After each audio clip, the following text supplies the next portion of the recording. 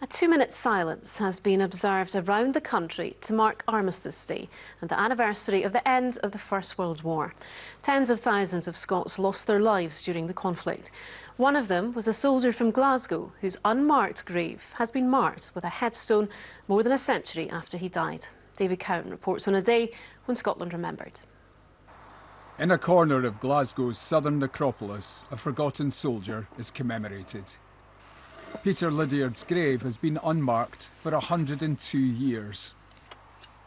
Now a slab of granite stands among the weather-beaten headstones.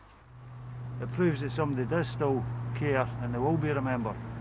So, especially this type of one where there's no been a headstone in place in the first place.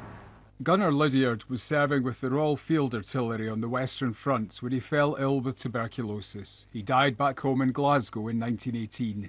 The Commonwealth War Graves Commission wasn't informed of his death until 100 years later, when a researcher came across his name in Glasgow's Roll of Honour. After a long process, his resting place has been designated as an official war grave.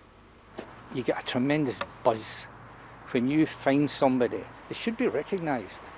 And there should be a headstone for them if they're buried in a cemetery anywhere in the UK.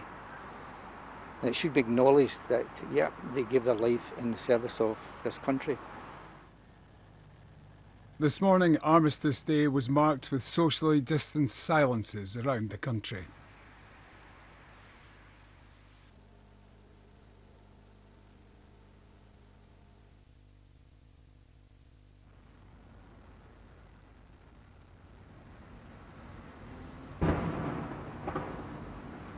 Somebody else coming on and joining the hub.